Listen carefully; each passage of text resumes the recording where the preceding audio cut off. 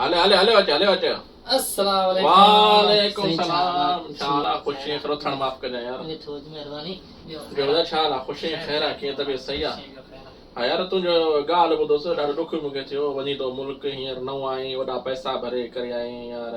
2-3 महीना थिया अथई 7-8 लाख रुपया भरे आई। वॾो ॾुख थियो मूंखे पर न वञी आ त भलो हाणे छा कयूं। बस यार अबू यार गाल ॿुध न हिते माण्हुनि जे ॾटनि ते फुगासी। हा बिल्कुलु इहा ॻाल्हि हक़ीक़त सही ॻाल्हि आहे। पर केरु सहारो ई नथो ॾे ऐं ॿियो कम मिलनि कोन था। हाणे इन खां बहितर आहे घर वञूं उहो भलो आहे। हा बचन में वञी पऊं वो भलो आहे। हिते इन खां पोइ इंतजार करिया भला संग साथ कम वठी ॾिया गोल केतिरो टाइम थी वियो पाण खे ख़बर थी। हा वगे 3-4 महीना थिया अथई वीज़ा नओं टे मथां वीज़ा नओं करणो अथई साल पूरो थियण हक़ीक़त आहे।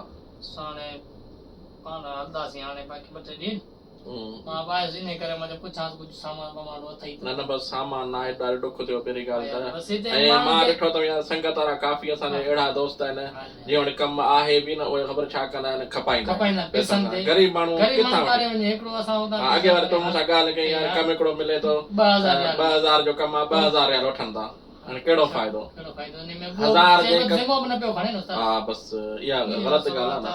असांजा जेके सिंधी भाइर आहिनि जीअं कमु आहे यार ईअं तव्हां फ्री में ॾियो न उहे बि नथा ॾियनि। उन खां अलावा जेके माइट अज़ीज़ आहिनि उहे बि कमु 1000 जो कमु 1000 में खपाइनि था। छुट्टी ते वञंदा 6 महीननि लाइ तॾहिं कम पैसा ते था हा हक़ीक़त आहे गरीब माण्हू त पैसा भरे आई तो 8-10 लाख रुपया भरे आई हक़ीक़त आहे ॾुख थियो मूंखे।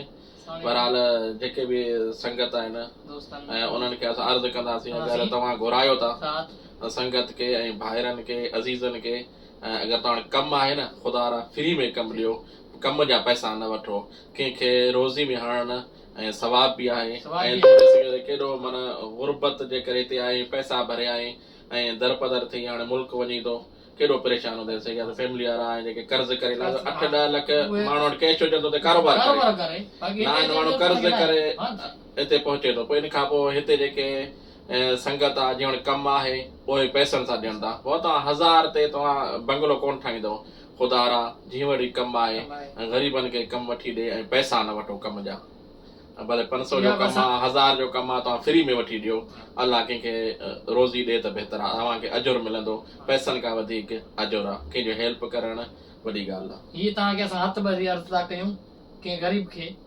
कमु वठी ॾियो।